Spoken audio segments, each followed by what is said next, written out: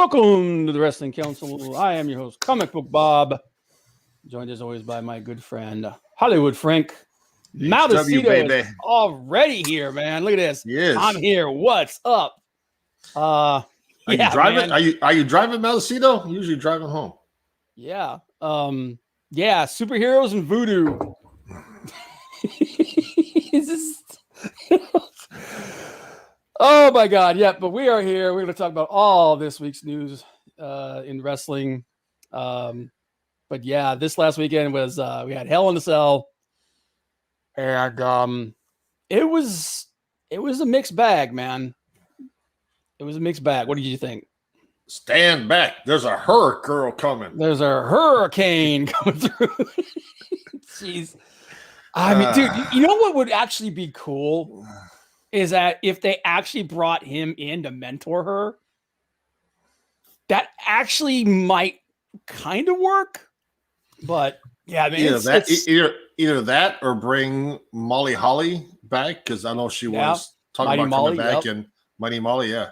Hey, we both got the same shirts on today, brother. Damn right, buddy. And these will be coming back.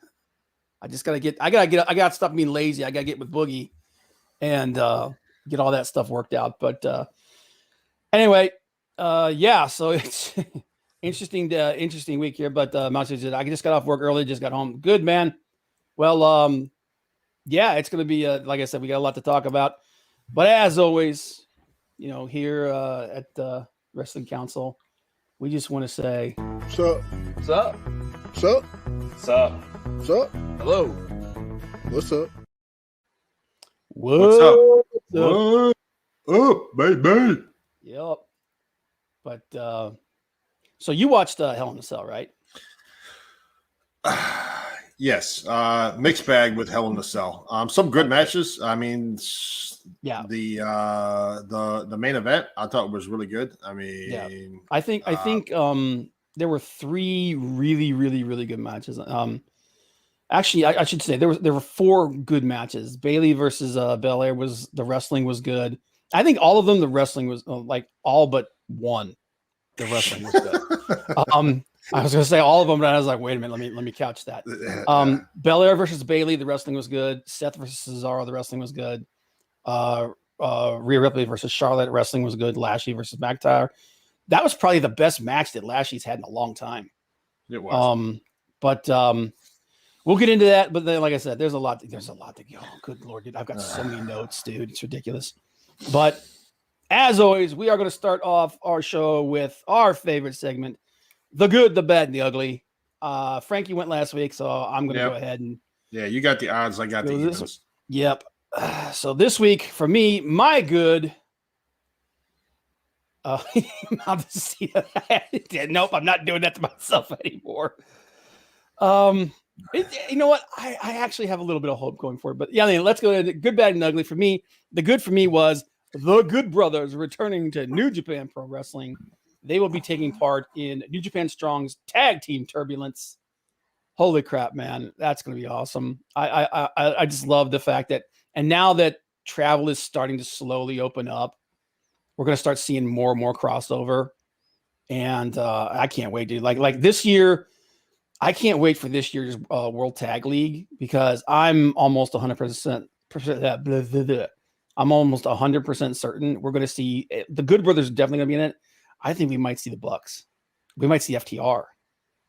That would be fantastic. FTR versus FTR versus the Gorillas of Destiny. Yes, please. Oh my God. Freaking dream matches there. But there you go. There you go. But this will do for in the meantime, man. And like I said, in my personal opinion, I think Strong is the best single hour wrestling that's going on out there right now every week. My bad. Oh God. Alexa Bliss versus Shayna Baszler at Hell in a Cell. That match was just dog shit. It was so freaking bad. And we are going to elaborate on that. I'm not going to talk about it too much because I just don't want to. Plus it'll kind of bury the next segment, but it's just, and honestly, I feel so bad for all of them to have to put this absolute pile of dog shit over It's so freaking bad, man. It's basically WWE just went. Everybody knows you never go full retard. You went full retard, man. Never go full retard. Nope. That's basically what happened. They have just this thing. And honestly, I don't think they know how to end this. I don't think they know how to end this thing with Alexa. Yeah, it's just getting started with her. They've got a long way to go because Nolan McMahon, if he likes it, it's gonna go and go and go and go. Yeah, and like we talked about earlier, people are asking like, why this happening? Why is the Nikki thing happening? And you go back through time and back through history. Vince likes people that make idiots of themselves. He likes it. It's his puppets dancing for him. You know what I mean? And I know that, and like I said, we'll get into it more of it, but that was my bad. My ugly, man, and they are getting ratioed to death because remember all the crap that they said about that Dark Order segment where the dude was punching the bad punch where he was fake punching the ground. Oh yeah. Okay. Yep. Charlotte versus Rhea, man, dude. That cameraman is gonna get fired because you know what that whole thing was. That whole thing was that the Charlotte botch. She was kicking nothing, and like Rhea was she? What was she like 4 feet away from her? Something like that. And she's kicking like I've got the picture. Look at it. Look at this. Hang on a minute. Let me pull this picture up. It's freaking bad. Let me see here. There it is. Okay. Let me zoom this in a little bit. And let me share screen this real quick. This was like, holy crap, dude. Okay. This is bad. Okay. I'm of two minds of this thing. I think one, the cameraman was not supposed to go to this angle. Because the angle that they were shooting it at was the hard cam. You know what I mean? Right. Yeah, and then they shifted this, and then they immediately shifted back to the hard cam. So she was playing to the camera, but I also think that Rhea was supposed to go back towards her, and instead she went forward. She went back towards her a lot. That's like man. This was just like, woof. Like, this dude this cameraman got a freaking earful, man. Like, if that guy still has a job, I'll be impressed. That's like the, I don't know if you remember, it might have been the first or second week of Raw Underground when the Hurt Business came out and started throwing punches. And Lashley, the camera angle, he like didn't even hit that guy. I think it was Lashley. I'm trying to remember. He was like 2 or 3 feet away from hitting that guy. The camera angle was just awful. Yeah, this was probably, and like all the people that were. This is worse. Yeah, all the people that were ratioing AEW for that Dark Order segment. It's funny watching them like just scramble right now, trying to like, oh well, it was this, it was that. I was like, look. Obviously, the camera wasn't meant to go to this angle, but still, there's people live watching this thing in the Thunderdome. You gotta wonder, like, what the hell is it? What was the idea behind this? This is just bad. But yeah, I mean, this week I didn't have a whole lot of stuff for the ugly, but this was like, this is pretty bad. I just thought it was funny. But that's my good, my bad, and my ugly. Real quick, Maldecitos, the good, the 6-man tag from AEW, the bad, Charlotte stopped Rhea. Yep. And the ugly Nikki Cross gear. Don't mind the gimmick, but her gear is, but it's really bad. Like, I remember when like the Hurricane debuted his look. It's like his was at least it was better than that. The colors the color scheme for that stuff is awful. But yeah, I mean, I enjoyed Rosie's gimmick too when he was Hurricane's little buddy there. Yeah, I was like, yeah, she should have just stomped her foot or her leg or something and then played it off. Yeah. But all right, Frank, you're up. What you got, brother? The good. And we'll talk about some of this in a little bit, but my good was the main event, Hell in a Cell, Lashley versus McIntyre. Mm-hmm. Just looking at the marks on on McIntyre's back and arms. Jesus, dude, I've said it before. I'll say it again. The problem is not WWE's talent or their talent's ability. McIntyre deserves all the props in the world for taking that brand, taking the Raw brand, and putting that crap on his back, like literally putting it on his back and carrying it as well as he can. They, like I said, the matches, with one exception for the pay-per-view, the wrestling was good. The biggest problem was the finishes. And then there was one terrible match, and then the finish for almost every match was bad. Yeah, and it's goes to show with McIntyre not letting his ego get the best of him when he was younger, because he was in the WWE, got released, had to eat some humble pie. He went to other promotions, was in TNA for a little bit, and he Rev Pro. He turned himself around, and now he's back WWE. I would argue been the champion a couple times. I mean, that guy turned himself around from being in the 3MB to where he's at now. Yeah. Oh God, it's like night and day. But here's the thing. I think he had to leave to become who he is. I think he had to. It's just like everyone says that AJ Styles had to go to New Japan to become the AJ Styles that we all love. Yeah. Like, he was always talented, but just figuring out how to get over and how to keep doing it. And just, he admits that, like, going to New Japan was what really, it changed him. You know what I mean? And plus it put him on the radar for everybody. Yeah. And New Japan's wrestling. New Japan's wrestling. I mean, it's more best wrestling there is right now. It's not, the holds and this and that, and the Hulk Hogan leg drops. I mean, it's dynamic. It's you're putting a clinic on there. Oh yeah. So that was your good. The bad. Was this number 6 or 7 match for these guys? Baron Corbin versus Shinsuke for the crown. I don't even know if Corbin's even won any of those matches, because it's always Shinsuke running out with the crown and putting on his head. And I hope this is over. I really do. Yeah. Like Maledicito. I remember that. I remember when Drew was doing that whole Chosen One thing where they were just filling it, like they filled his head with all the, and that's the thing that worries me about Dominic. I'm worried that Dominic's going to kind of fall into the same thing.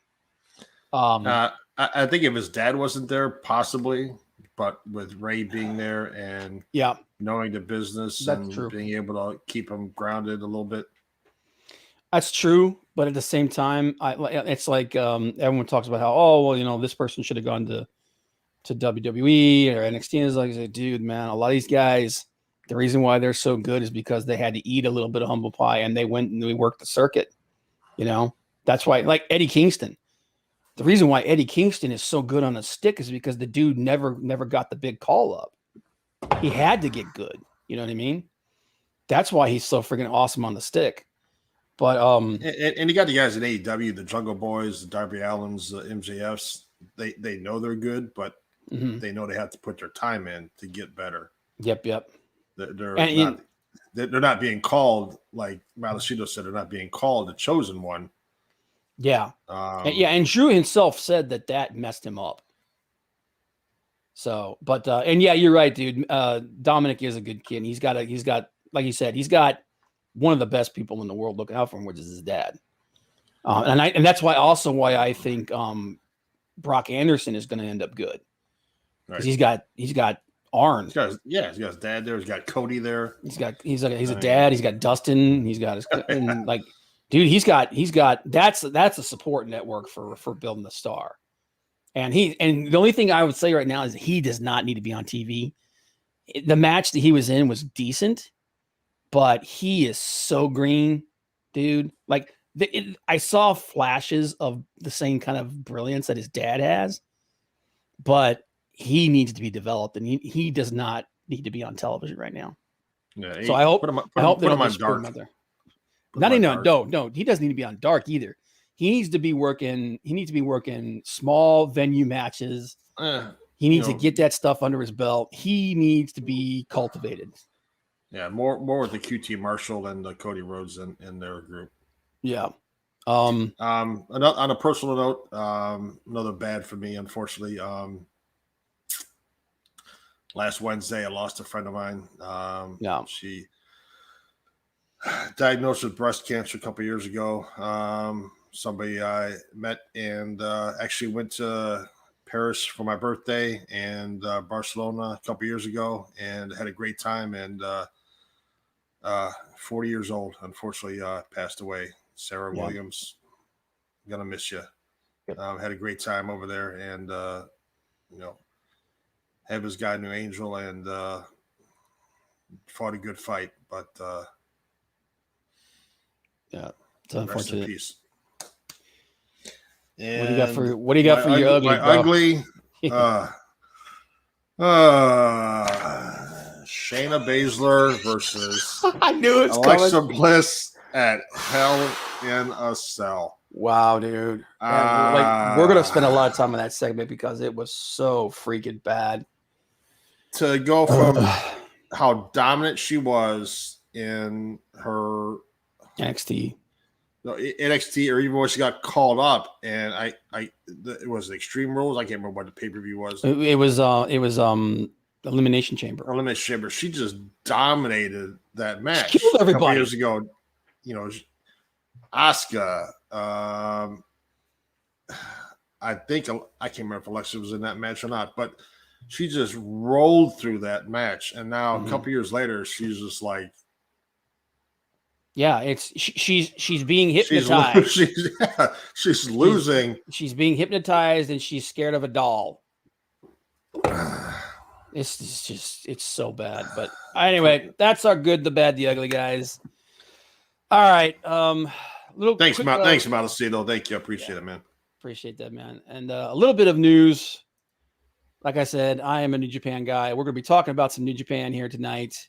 And I was freaking ecstatic. I'm hoping to God that they're going to do a show close by so we can actually go. New Japan Strong in the U.S. They announced their first U.S. show since last year. New Japan Resurgence. It will be at the Torch at the L.A. Coliseum on August 14th. July, August seems to be the month where everything's going to start opening back up. Yeah. But it's going to be a live show. It's going to be in front of a crowd, which means we're going to get to see the Strong guys actually in front of a crowd finally. Thank God. They've done as much as they could with the setup that they had, man. And this is just going to be awesome. But we're going to see speaking of live crowds, they got a SmackDown coming to Cleveland. Yep. That Bob and I could have gone to, but man, those tickets are like $200 plus. Dude, I looked at that and I was like, you got I'm sorry, I'm not paying $200 plus a piece. Yeah. A piece. Yeah. To go to SmackDown. No. Man. That was insane. I saw the price for that because I saw it. I was like, oh man, maybe we can get some get some nosebleed tickets or something like that. No, it's all like they've shut off the balcony area, so it's all prime seating, and it's all like $180 to like $200 to like $300. I'd rather spend that money. I'd rather spend that money on backstage something VIP with AEW. Yeah, something like that. But who wants to be in Cleveland? At that show, man, Jon Moxley is going to be defending his IWGP US Championship. Never openweight title. Jay White's going to be at that show, which is awesome. Strong openweight champion, Filthy Tom Lawler. Dude, I'm turning into a big Lawler fan, man. If you haven't watched any of his matches, you need to be watching New Japan Strong. That guy, I'm really loving it. As well as some new faces like Ren Narita. We saw Ren Narita over in AEW for a couple of matches, and then Shota, I always mess up his last name, Umino. I can't. That guy hasn't wrestled in like almost 2 years. So it'll be interesting to see him, but going to be a really cool show. I'm hoping that they put it on they more than likely will put it on the New Japan World Network. So I just can't wait. I just want to see these guys in front of a friggin' crowd. But let's go to Japan. Yeah, let me just buy $1,000 plane ticket, which you can't get right now because it's still closed down to foreigners. Yeah, sound it out. Potatoes. But yeah, that was a cool little piece of news that came up today. Man, I'm really dreading this. All right, we got to talk about it. Let's talk about Hell in a Cell. Actually, we should probably talk about SmackDown. SmackDown was largely forgettable. Yeah. And SmackDown. It had a great match on it. It did, but WWE pissed off the USA pissing Network. off Fox, and pissing off the USA Network because Fox is mad because they're advertising the Peacock Network Hell in on a Cell, Fox. and then you're giving away on SmackDown they're advertising the Peacock Network, which is owned by the company that owns USA and NBC. So you're advertising another streaming service on Fox, and then USA is pissed because Fox on SmackDown had a Hell in a Cell match on SmackDown, Reigns versus Mysterio, and why is there a Hell in a Cell match on live TV or free TV? Well, like we've had this deal with you for the longest time. You never gave us a Hell in a Cell match. No, so what the hell's going on? Last night. Oh yeah, and that's exactly why they got one last night, because WWE were like, okay, well, we'll get that. But here's the thing, dude. We already talked about how the Hell in a Cell has been diluted by having its own pay-per-view and stuff. And it's just like every year the Hell in a Cell it means less and less. We had 4 Hell in a Cell matches in 4 days. Yep. Yeah. No, you're right. Matches Four Hell in a Cell matches in 4 days. That's friggin' stupid. 1 Friday, 2 Sunday, 1 Monday. Yep. It's ridiculous. But yeah, and that's 100% why they got pissed off, because they're like, well, you gave them one and we didn't get nothing. Yep. And then they're all like, you're advertising our competition on our show. What the hell are you doing? So it was a big cluster, but SmackDown was pretty much, it was exactly like I said, SmackDown is still the better show than Raw, even though like Raw did have their best show in well over a year on Monday. We'll talk about the things that were bad about. We'll also talk about things that were good. The first match on SmackDown, Cruz and Aziz versus Kevin Owens and Big E. It was a good match. It was a terrible finish. This is the story for WWE right now. Good match, bad finish. It was a distraction finish, which led to Kevin Owens demanding a match and a bunch of crap like that. But it was just, again, it's not the fault of the talent. And I would say for me, the last 2 SmackDowns, the good start and bad finish for me has been with Kevin Owens in the ring. Last week and this past week. Yeah, KO is great matches. I mean, the guy's getting over. The guy can tell a great story and have a great match, but you're ruining him at the end. Yeah, it's just, well, dude, like they fired so many freaking people. There's nobody there. There's 19 people on the roster. Come on, they brought Samoa Joe back. Joe's in NXT. They've got 19 people on the SmackDown roster. Unless you're going to start pushing some of these guys in the mid card, but you got nobody. But they had Karrion Kross and Reed, I think he's getting called on main event. I think is what it was. Saturday night's main event. They had a dark match. And it wasn't the match wasn't so much like a tryout or anything. It was them working with the refs and getting ref calls down, which that right there tells me that Karrion Kross is going to the main roster. Yeah, 100%. they definitely want to pop on Friday night. That's why they had that Hell in a Cell match. Yeah. They wanted to pop, want to get the ratings pop, and they wanted to do some more advertisement for Sunday night. Yeah. But yeah, it's like, here's the thing. Here's what they're doing right on SmackDown. The Usos Roman Reigns storyline is phenomenal. It is the best storyline in wrestling, I think. Me personally, I think it's the best story in wrestling. Whether or not it's going to end up crashing and burning, we'll see. But right now, it's awesome. I love it. Which is why I look at SmackDown, I'm going, it's the same creative team. Why are you doing this awesome story over here and you suck over here? And what match is after the tag match? Nakamura versus Corbin. Which, dude, I understand what they're doing. They're building up for the next King of the Ring. That's what they're doing. They're building up for the next King of the Ring. It's just like you said, we've seen this same match like 6 times. Yeah, it's like how many times it's like the Corbin versus Roman Reigns. Yeah. How many times they do that, and then with dog food and this and that. He's Vince's guy.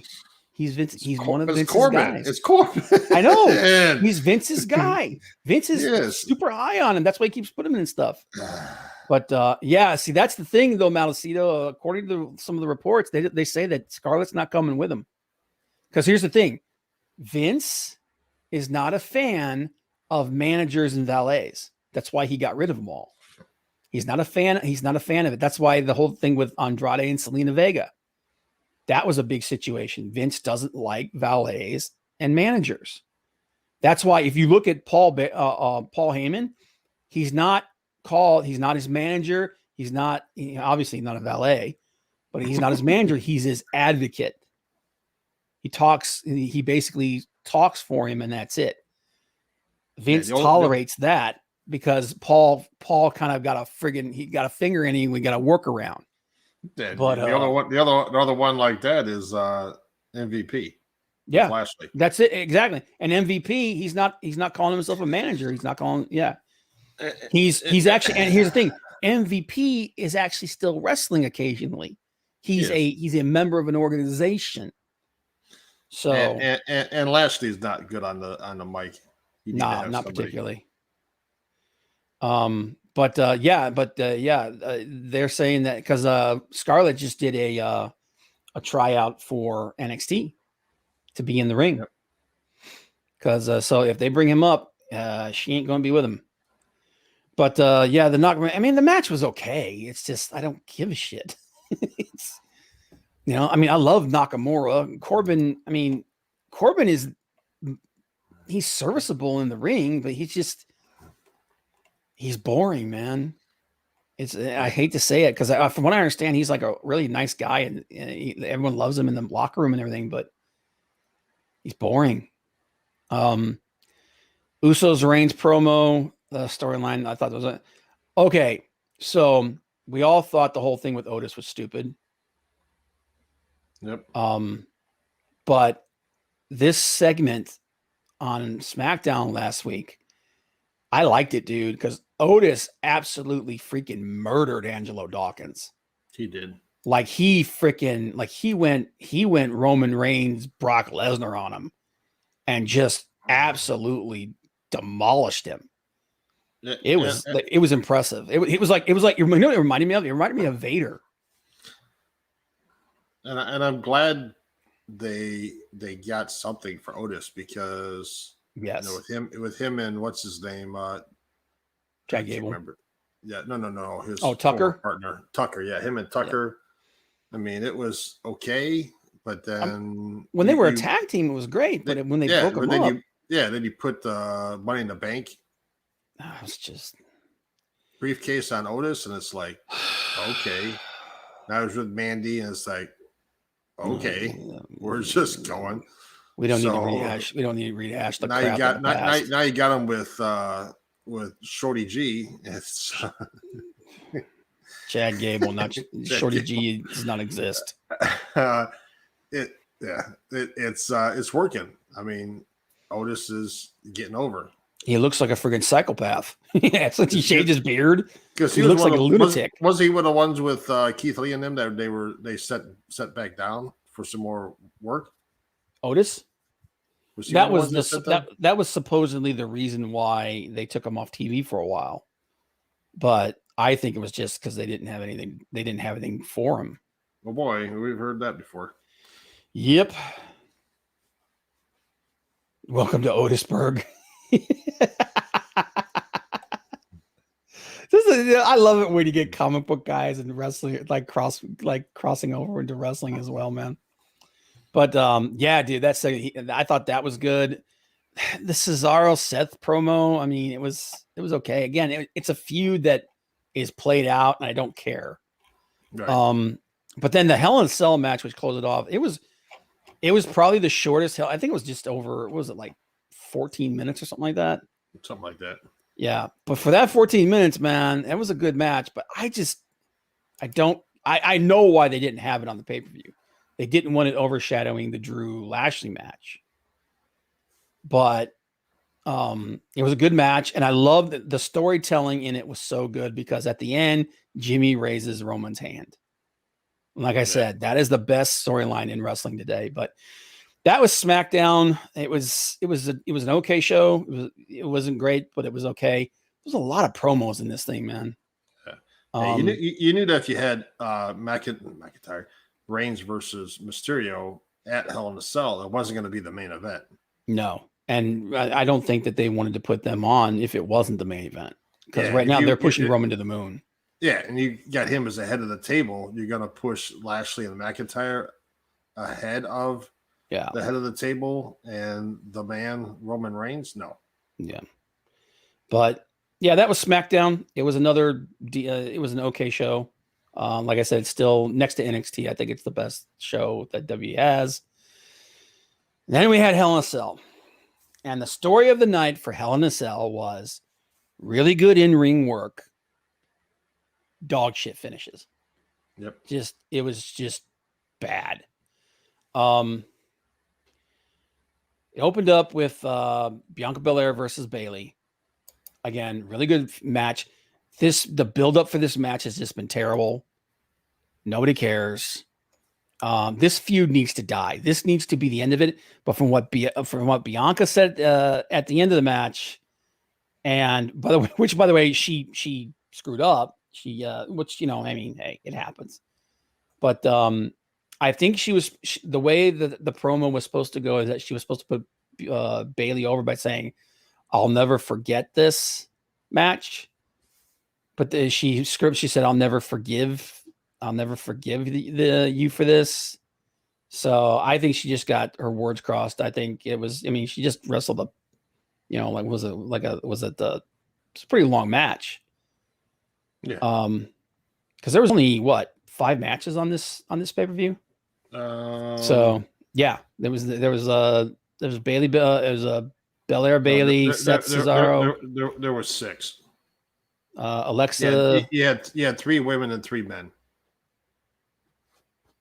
There was Ripley versus Charlotte, Alexa versus Shayna Baszler, Belair versus Bayley, Seth versus Cesaro, Lashley versus McIntyre, and who else?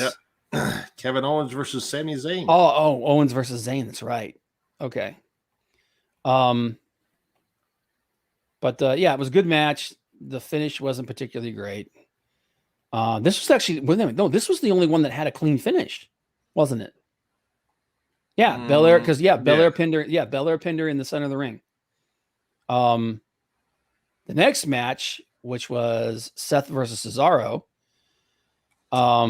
which was a good match, but it set the tone for the way the matches were going to end the rest of the night, where Seth got the win on a surprise roll up Yeah. Oh boy, the most Yeah, devastating move in all of sports entertainment. Yeah, the most devastating move. But here's the thing: with this match, it works because Seth's a heel. Seth is a heel. He's supposed to do cheap things like this to get over. It worked here. The problem is they kept doing it all night long. Every freaking match had a crap finish. The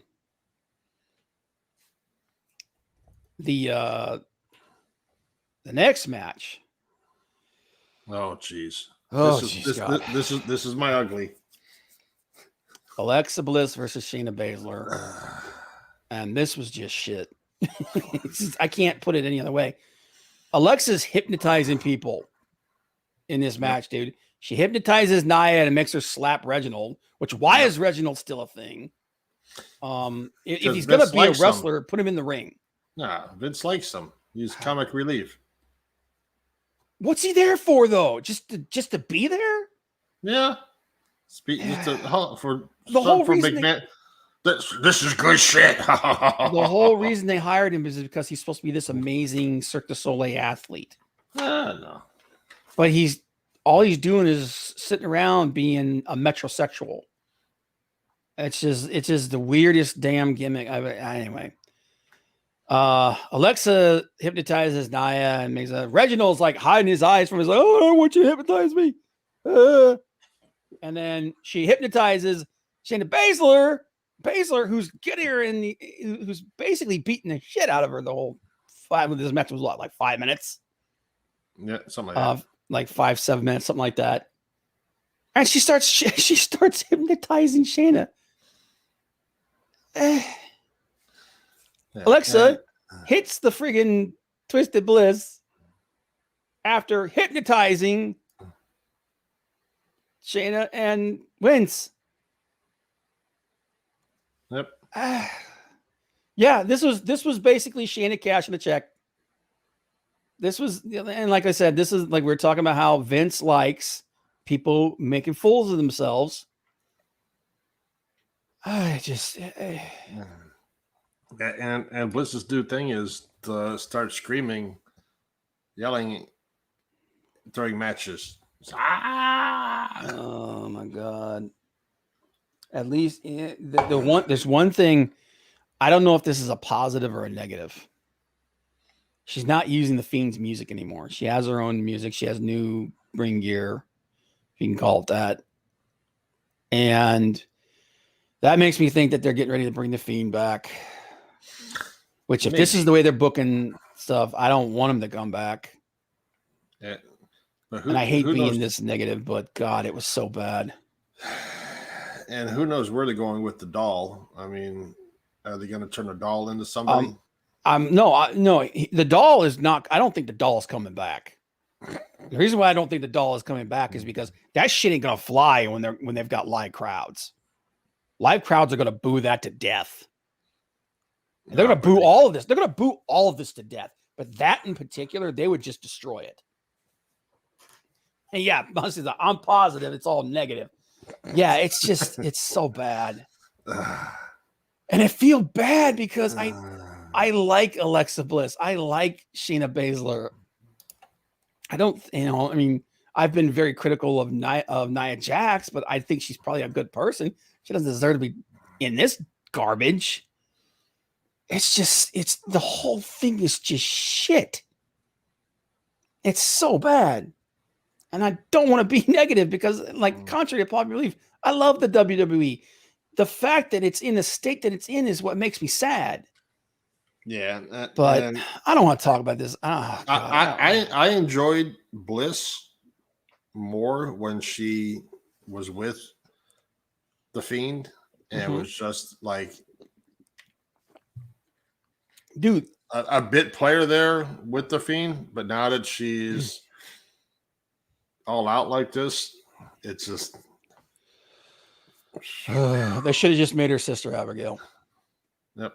That I think that was the plan originally, and they just I have been possessed by the spirit of Sister Abigail. Blah, blah, blah, blah. And next match was Kevin Owens versus Sami Zayn. Good freaking match. Yeah, if you've ever seen these guys wrestle in NXT, you know they can bring it. If you've never seen them wrestle in NXT, go watch a match between these two in NXT. It's a lot different than the way they wrestle now, but these guys can have a 5-star match. Yeah, those two dudes, man. It's one of those things where it's like, you know, like you could put them, either one of those guys is great. You could put them in the ring with anybody and they'll pull it. You could put them in there with a block of wood. They'll pull a decent match out of whoever it is.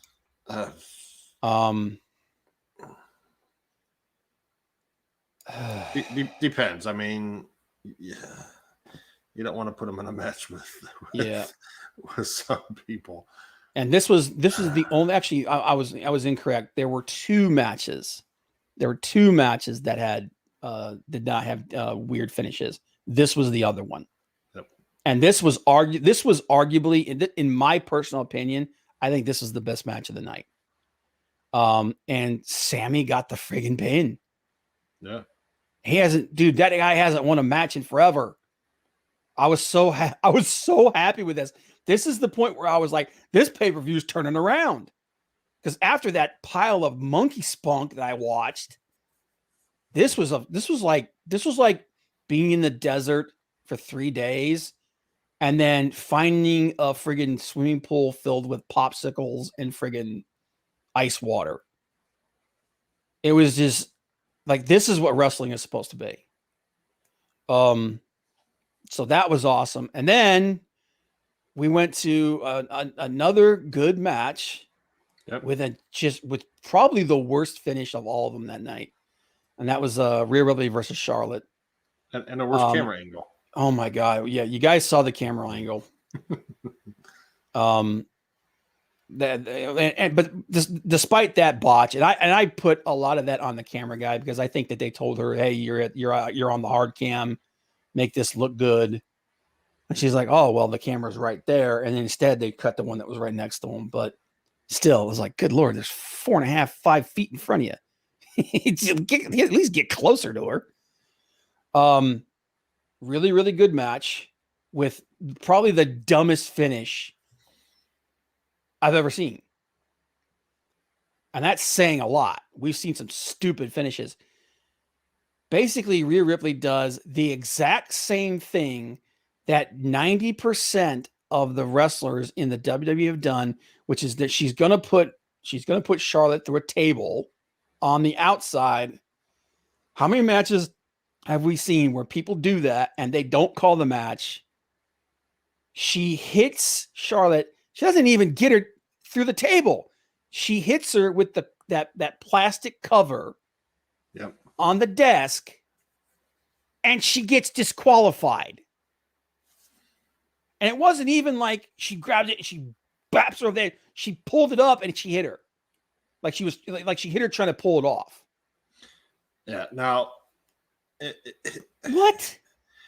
If you're going to get disqualified for pulling it off and hitting somebody in the face and knocking them out or knocking them down, and that's a DQ, why aren't you disqualified for throwing somebody into the ring steps? Yeah, it was a stupid. You can throw somebody in the ring steps and match still goes on. You pull something off of the MVP can sneak inside the freaking Hell in a Cell and interfere. We're going to get to that. Interfere through the whole match. Oh no, everything that's cool. Perfect, fine. Hey, people, boys will be boys. This match, she hits her with a piece of plastic. Disqualification. And the way they handled it on Raw was terrible. We'll get to that. We'll get to that. But yeah, that's how a really good match between 2 really good female wrestlers ended. And a title match at a pay-per-view, by the way. That's the finish that they came up with. Oh God, let's just move on. All right, Lashley versus McIntyre. Yeah, to me, it was the best match of the night. I mean, I can see with Zayn versus Owens being up there too. It was because we've already had up to this point. We already had 2 Hell in a Cell matches in 2 days. We're going to do the 3rd Hell in a Cell match with Lashley versus McIntyre, which I give McIntyre all the credit in the freaking world. Like I said, this dude put the world on his back. And Bobby Lashley looks amazing. He's not particularly great in the ring, especially at his age. He's decent, but you put him in there with someone good like McIntyre, someone really good like McIntyre, you're going to get a good match. And this was a good match. Again, with an absolute dog shit finish. This match should have been a DQ match immediately. There's no DQs in Hell in a Cell. But the whole idea behind Hell in a Cell, no, there's no DQs in Hell in a Cell, but you're not supposed to have other people in the cell with you. That goes completely against the freaking way the match is supposed to be. The whole idea behind Hell in a Cell is it's just the 2 of you, and you can do anything you want to each other. But if somebody comes from outside, that's it. No, match is over. Don't give me this crap where it's like there's no DQ. There's no DQ with the 2 guys in the ring, what they could do to each other. When a third party enters the Hell in a Cell, it's not Hell in a Cell anymore. Oh, crap. Oh, Big hey, Daddy. Woo. The Guardian of Chaos. But the rules of Hell in a Cell just got totally effed. Was it 2 years ago with The Fiend versus Rollins? No. Okay, 2 wrongs don't make a right, dude. And I get it. All right, I do. When they stopped that match with The Fiend at Hell in a Cell, that's just like open the floodgates for you. Just do whatever you want. Yeah. Dropping Big Daddy's YouTube channel link in there. Go subscribe to him. I actually was unsubscribed to him. I just checked it. I don't know how that happened. Yeah. Malacino, yeah. What's up, Chaos? Just in time for Bob's meltdown. Oh, God damn it, dude. This pissed me off so bad. I'm like, and look, I get it. I 100% get it. But it makes no freaking sense. Okay. I mean, they put the interference in here to protect Drew when Drew lost. But it's a Hell in a Cell match. Okay? It's the whole idea behind Hell in a Cell is it's just 2 guys in there and they can do whatever they want to each other. There's no holds barred. You can use whatever weapons you want. You can do anything you want except bring a third freaking person in.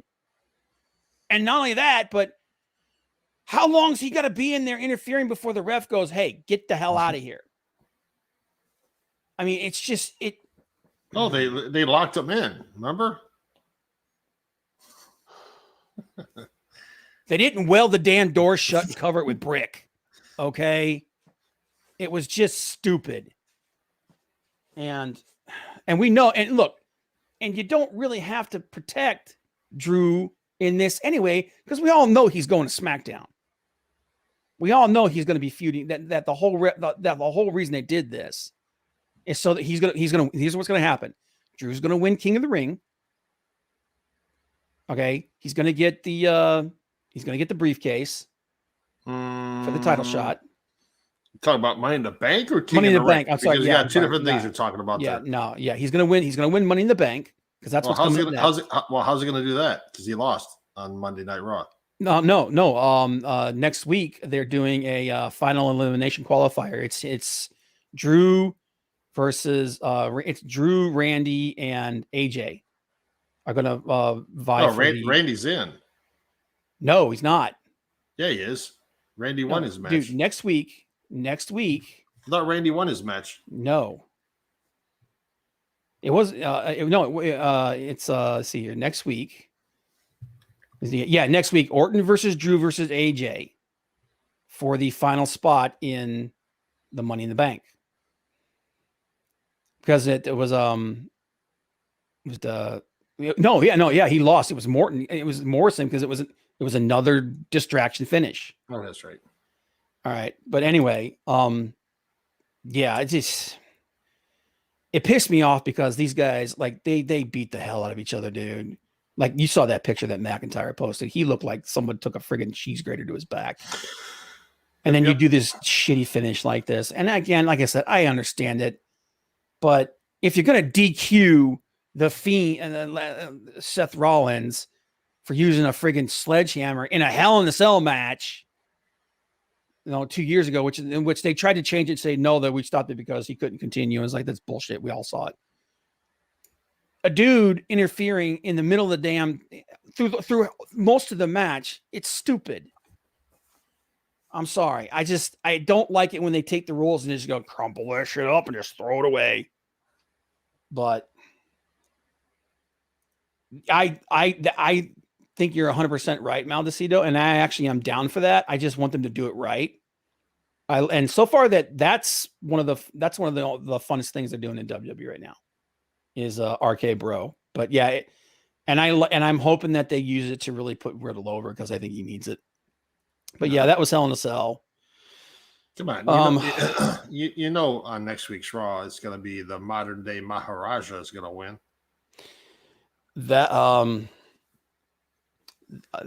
It's very possible that if Drew isn't going to win Money in the Bank, it's possible that I think he's going to have a feud with Jinder because I think Jinder might be costing him the match next week. Yeah, because you had all those guys out there talking with Adam Pearce. Yeah, on Monday Night Raw. All the mid-carders standing in a row. But anyway, that was Hell in a Cell. And speaking of Randy, you know what? I don't think we're going to do. We'll save it for next week. Where our Who Better Than Randy, because we're getting close to the time here. I do want to touch on something really quick because we do want to talk about Dynamite. But real quick, I'm bringing it back, baby.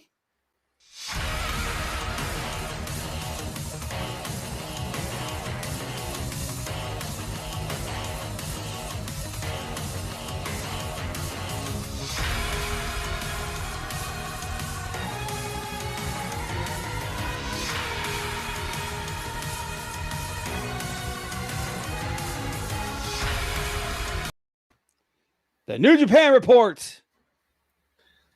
And I'm going to talk about something because I want to talk about something I actually like for a change.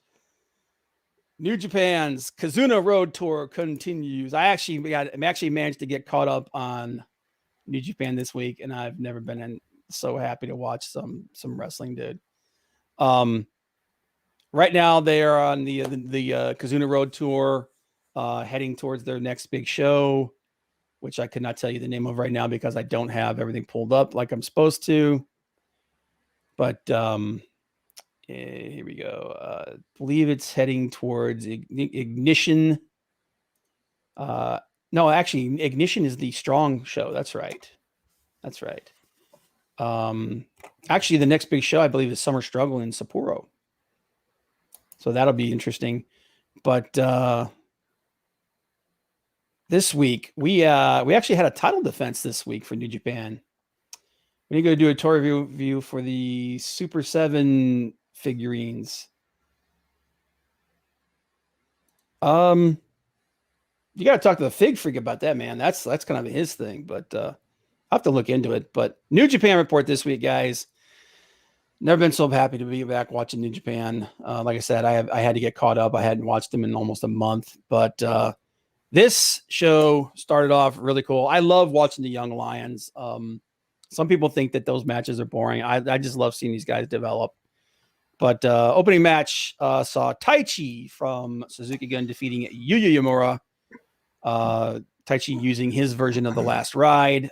This was a good, solid 10-minute match. It was a lot of fun, man. Yuji Uemura is one of those guys. I really think he's going to be a star. I really think he's going to be a big deal. Yeah. So that was a cool opening match. Next match, this was up until the final match. This was like my favorite match of the night. Zack Sabre Jr. defeating Yotasuji with the figure 4 leg lock. Have you ever seen that move, dude? It's basically it's like a figure 4, but they put it around your neck. No, I have not. It's Zack Sabre, dude. Zack Sabre Jr. is one of the best technical wrestlers in the world, man. He's, in my personal opinion, he's probably the best technical wrestler alive today.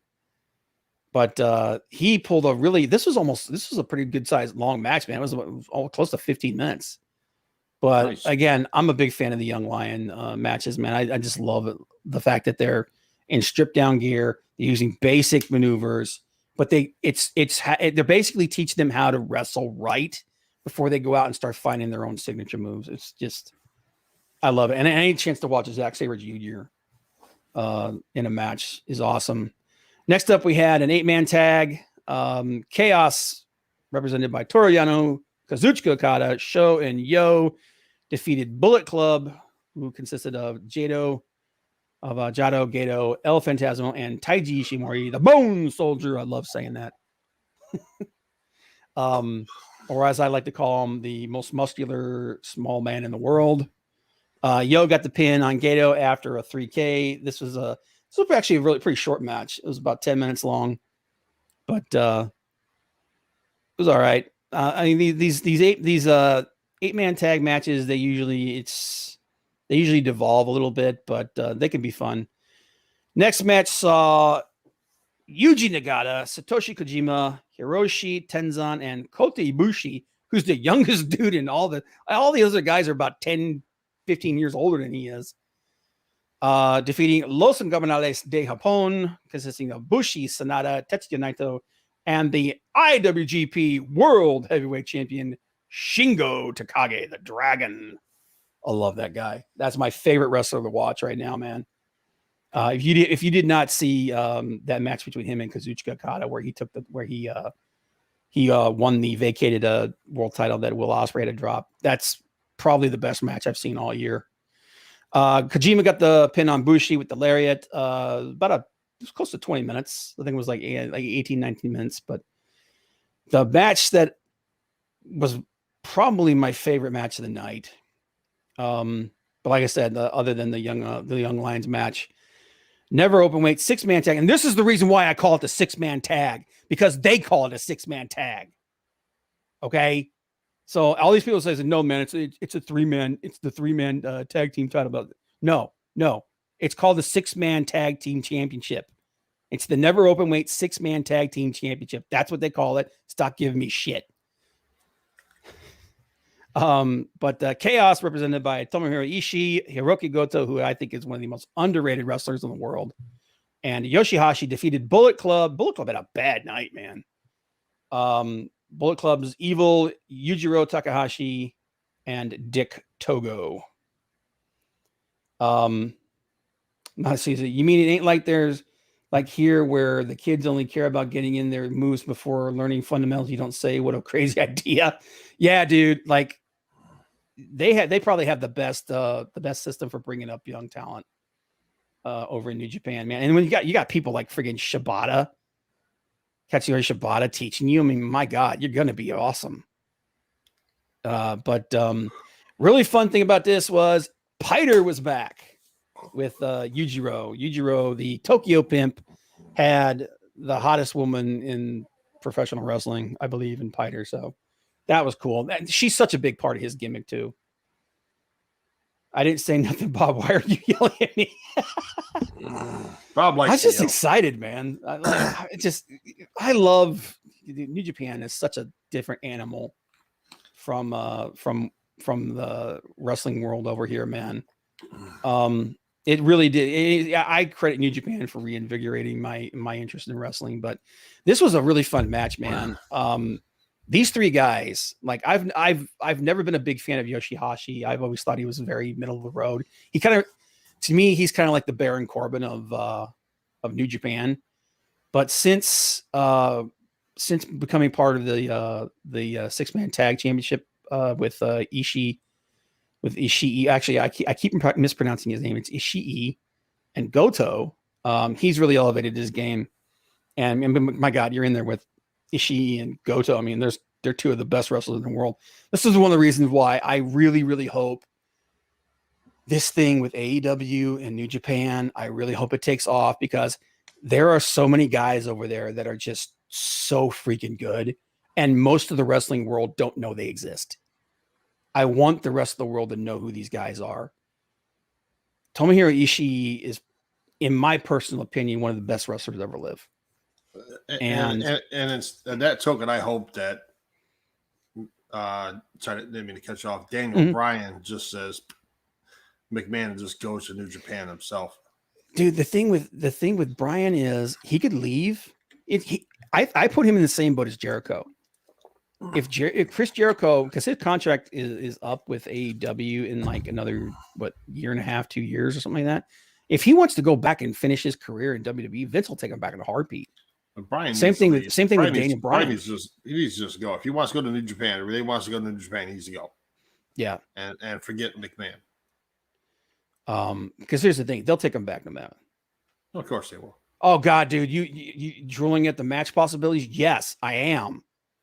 Dude, think about it, man. Friggin' FTR versus the Guerrillas of Destiny.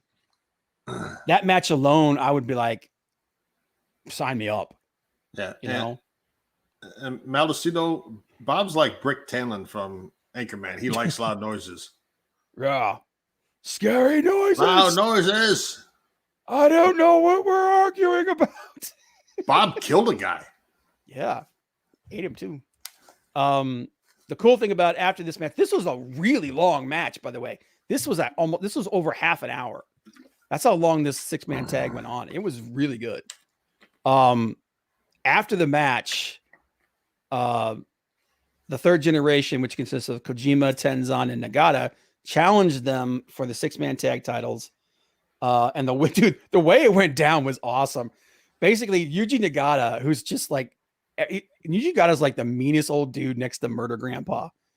He just walks up to Ishii, gets in his face, and he's like, challenges him for the belt, and Ishii answers him by punching him.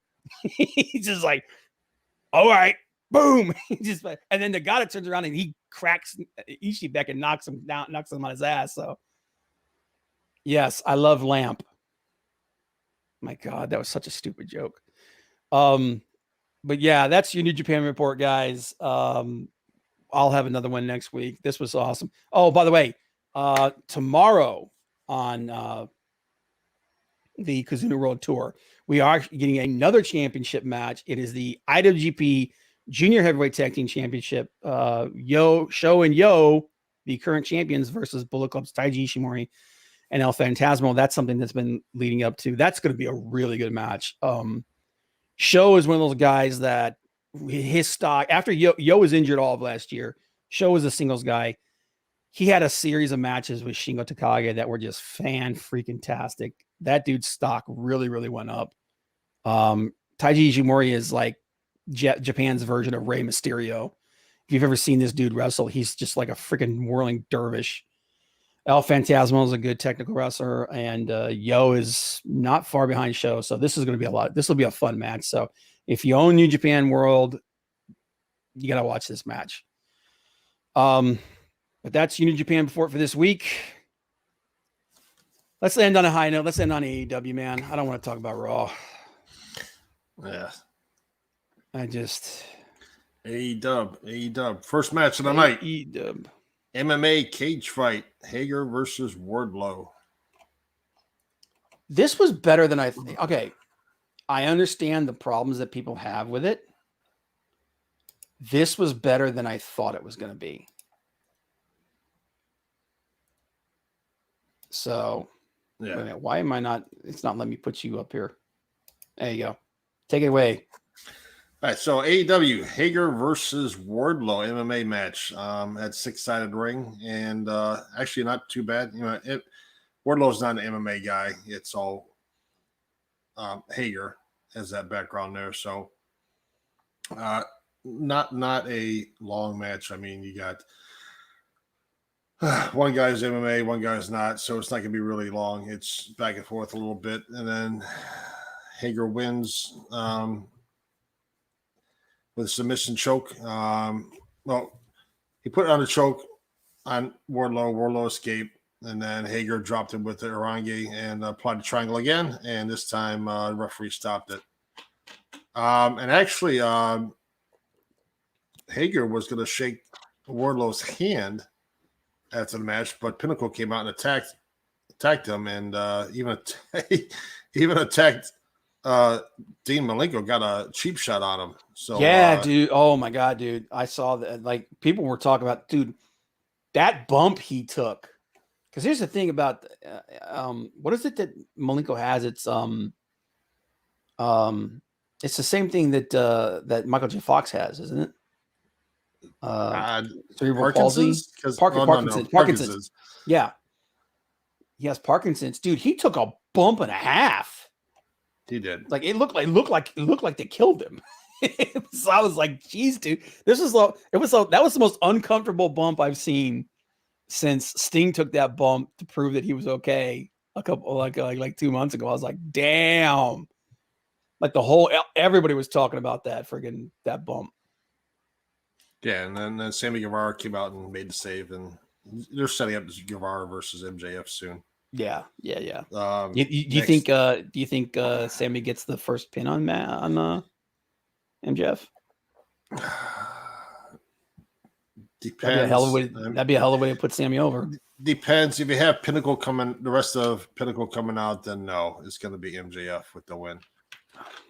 If it's just two guys going, then yeah, I can see Guevara getting the win. Mm-hmm. Next match, you had Darby Allin versus and he didn't want Sting there at all, so it was Darby Allin versus Scorpio Sky and Ethan Page. All you go.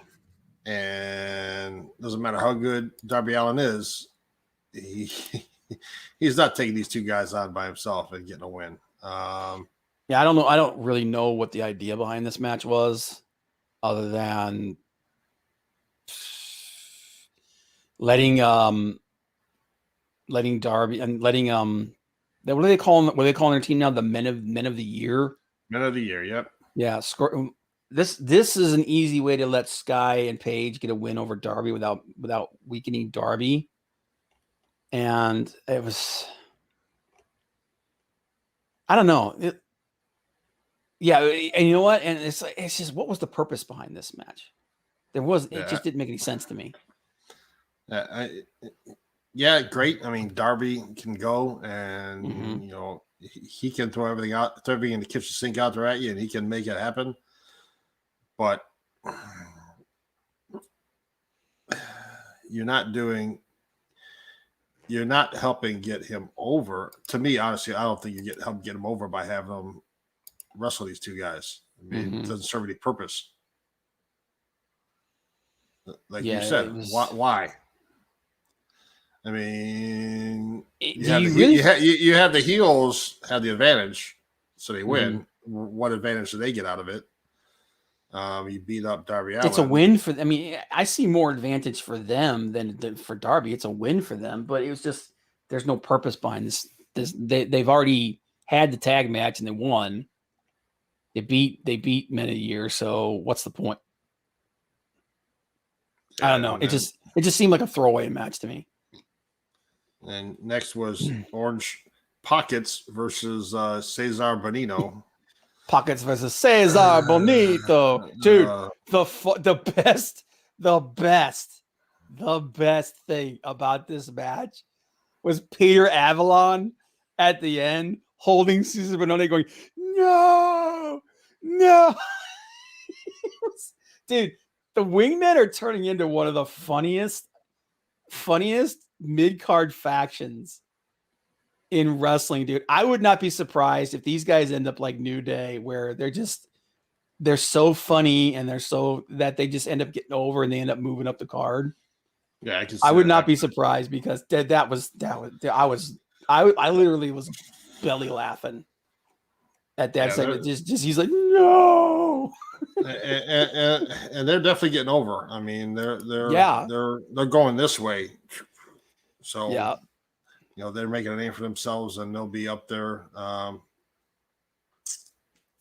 don't know who you put them with. Put them next against, I should say, to keep getting them on that rise. Pretty Peter Avalon. Yep.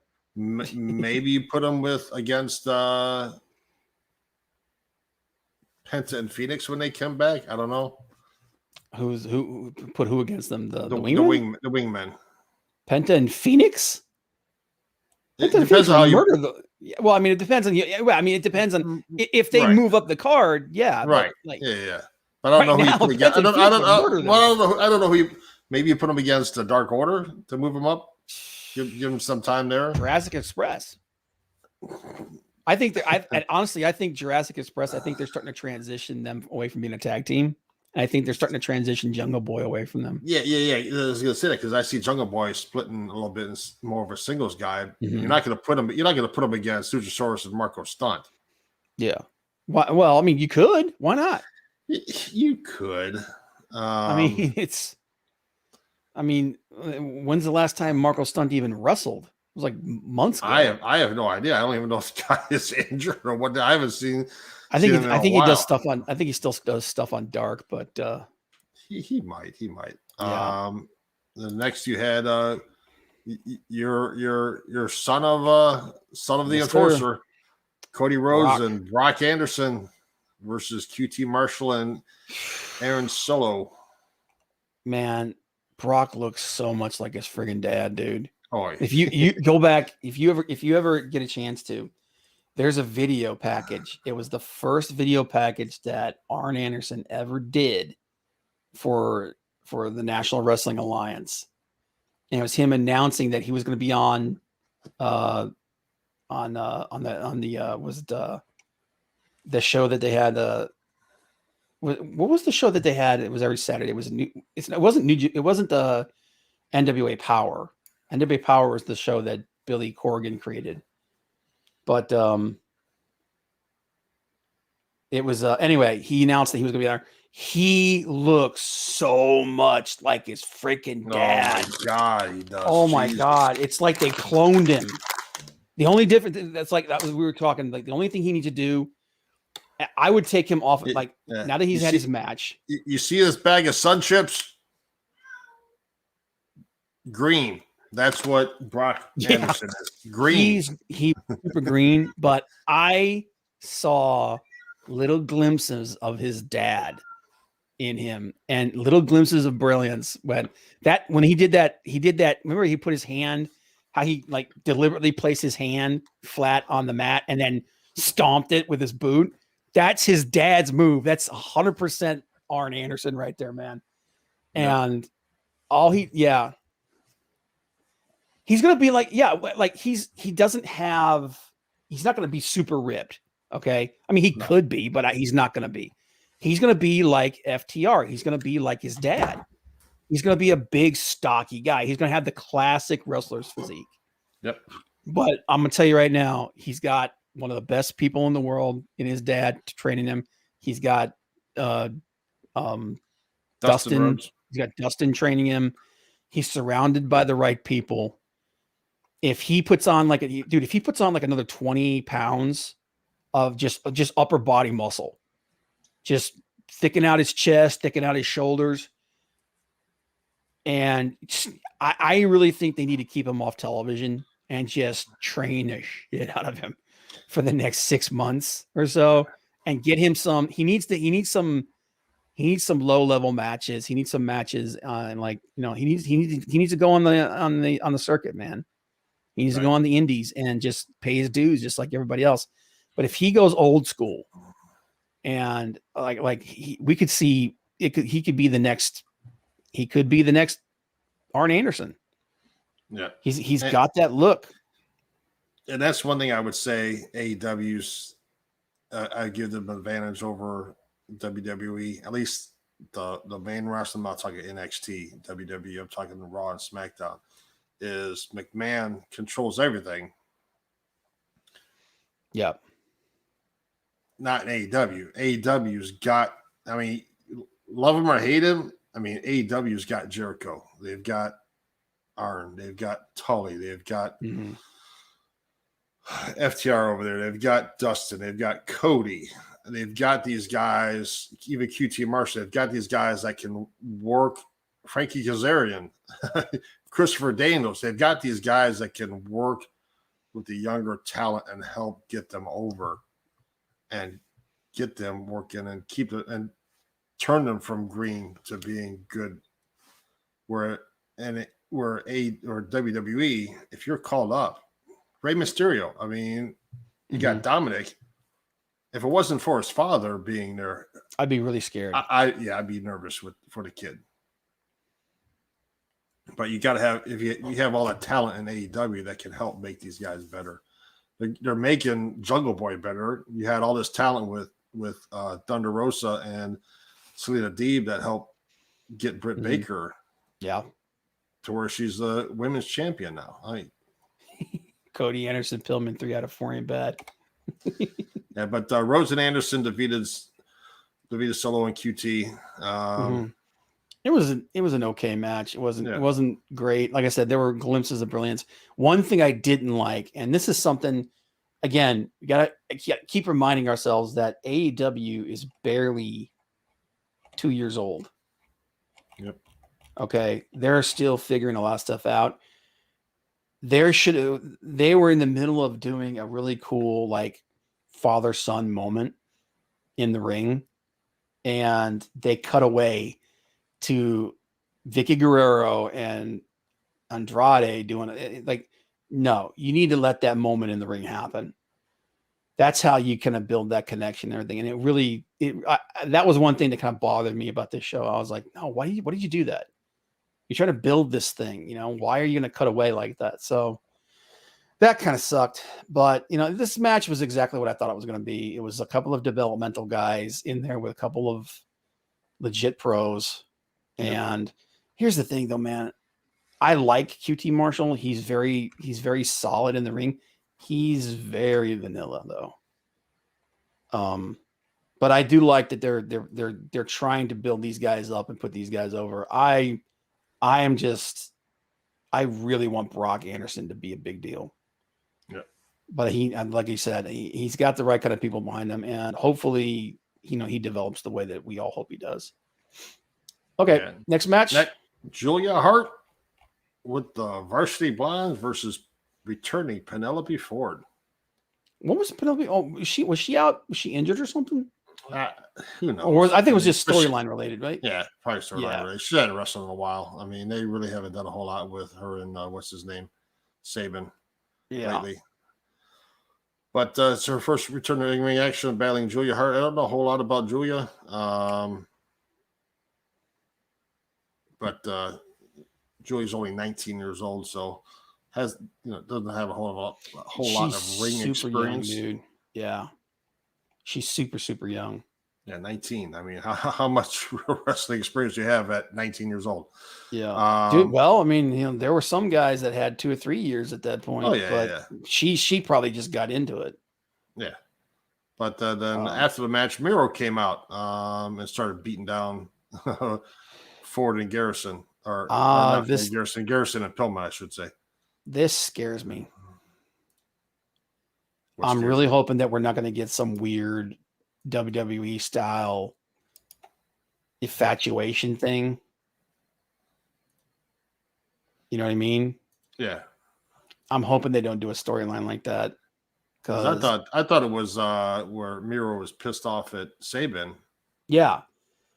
But they're also kind of doing the thing where Miro is like unhinged, which I like that. I just don't want it to turn into, like him being like weirdly infatuated with her, and then it turns into a thing between him and Kip over her. That's some weird Vince Russo type shit. Dude, Penelope Ford looks amazing. Are you kidding me, dude? That's the whole thing. She was Yule's when Big Yule Carter, man, who was part of the wrestling council. She was his favorite part of the day, man. But dude, she's friggin' smoking hot. Yeah, But, and then after you had Britt Baker in a promo, and I don't know when they're going to do this. You had Britt Baker in a promo. with And then you had yeah, Vicky about Nyla. Guerrero. Vicky Guerrero interrupted and said that there's going to be her and Yeah. Nyla versus Baker and Rebel. Which is that for this week? I think so. Yeah, I think it's Saturday. Well, no, Which- it'd be Wednesday, isn't it? No, they're back- no. I think we got one more. We've got one more week. I think they're done on Fridays.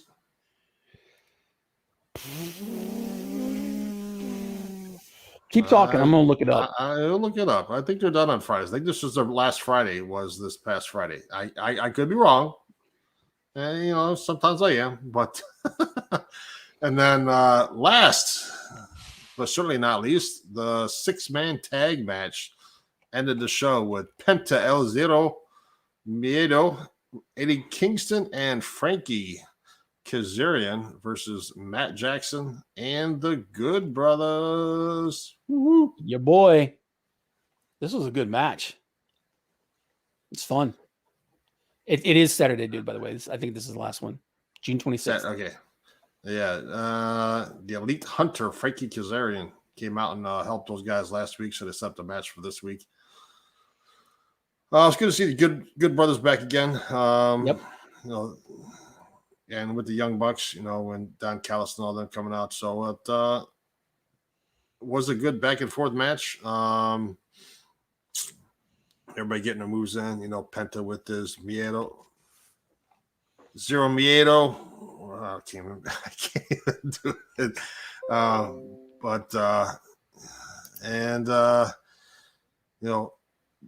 Nick Jackson came out and sprayed Penta in the face with the aerosol can, and Anderson scored the win with the super cutter. So Jackson and the Good Brothers beat Penta, Kingston, and Frankie Kazarian, which it's his first major match since he's been dubbed the Elite Hunter. I'm a little bit surprised that they gave him or not him, but gave the team the loss. I thought they should have given Kazarian should have been the one to get the pin, considering that whole thing where he's hunting the Elite. Yep. I thought, that would have been a big deal for him, and led more credence to them being like this dude means business. But and it doesn't hurt the Good Brothers and Nick Jackson to lose, and one of them takes the pinfall. I mean, you said it helps put the Elite Hunter Kazarian over by giving him the win. And I understand why they're doing it. They're doing it because everything's kind of in like I said, this was another show where it felt like everything was in a holding pattern. Because everyone's like, the Bucks have been such smarmy heels the last 4 or 5, 3 or 4 months at least, that everybody's waiting for them to get their comeuppance. I don't think that's going to happen until it's in front of a crowd. So I think that's why they had them go over this week. They're just building up that desire for people to see them get the shit kicked out of them. Possibly. But I personally felt like if Kazarian had got the pin in this, it would have done a lot to boost up his current gimmick and everything. But it wasn't bad. It was a really good match. It was a solid match. It wasn't really the best match, but very solid. I mean, if you look at the people you got in this thing, man, you got friggin' Kazarian, even at his age, dude, the guy could still go. Yeah. Penta, Penta, Good Brothers, Nick Jackson. Matt Jackson. Eddie Kingston. Kingston's solid in the ring, but he's not particularly great. He's just so good on the friggin' mic, man. Oh my God. But so yeah, you know what? Actually, now that you mentioned Maldacino, Penelope Ford has actually gotten better in the ring. I didn't think she was all that particularly good the first couple matches that I saw her in, but she's gotten better. It was hard to gauge that in this match because she's in there with somebody so green. But yeah, I get it. I dig it. Yeah. How long do you think it's going to be before she shows up in AEW? You think once CJ Perry? Yeah. You think once her non-compete clause is over, she's gonna show up? No, she's still got to spill the tea. Well, she can't. She probably can't do that legally until her non-compete clause is up. Right. She's probably got a gag order on that for that amount of time too. Probably. But the latest thing is that some of the wrestlers are asking if WWE can do away with a no-compete clause. Oh, I know. A lot of them are asking for that, but that'll never happen. Vince doesn't want them going other places. But I mean, I don't know, man. I mean, they gave one. Well, the reason they gave it to Andrade is because he's Charlotte's husband, right? So, but yeah, I think we're gonna see her eventually, dude. I think, I'm not against that, dude. I mean, why not? You know, they were good together in WWE. They'll be even better now that they can do whatever the hell they want in AEW. But all right, man, you got anything else you want to talk about on this show, or what would you rate this Dynamite overall? Let's see. I think Dynamite is waiting to get back to Wednesday night before they go all in.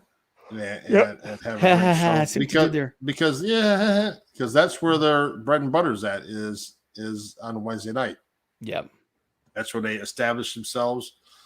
I think they're doing Friday or Saturday, whatever, to start getting Rampage set up and getting back on Wednesday night where they can start drawing. And the first set of released wrestlers that were like Mickey James and them are July 14th. So you're talking what, 3 weeks from tomorrow, I think is Mickey James. I think Mickey James may have been, I think because of the thing that happened with her, I think they may have just let her go. They may just like say, you can go do what you want. Cause she's working with, she working with NWA. Yeah. MWA. Yeah. And openly working for them. Like, it's like, it's like her no-compete clause shouldn't be up at this point, but I think that incident, they may have just been like, okay, you know what, you can go do whatever you want. I'm interested in, and I haven't heard any updates, so I haven't followed, but if Zelina Vega Trinidad is doing anything, because she was supposed to go back, now they released her husband, so who knows. Yeah, but they're also, the thing is they're also talking about possibly bringing him back the way they did Samoa Joe. He's not going back. You don't think so? If I were him, I wouldn't go back. The way they treated me there the last year, you think? Well, the thing is, what they did to my wife, I'd be like, done. I think if Hunter went to them and said, "Listen, come sign with NXT. I'll make sure you don't get called up to the main roster. We'll treat you right." You don't think he would go back to that? Because that's kind of what they did with Joe. I don't think she would. I think she's making too much money with her cameo and other stuff, her third-party stuff, that if WWE allows her to go back and allows her to do that, then they just open up Pandora's box. And well, Selena, you fired her and brought her back. If she's allowed to do third-party, why can't I do it? Yeah. But no, it'll be interesting to see what happens with that.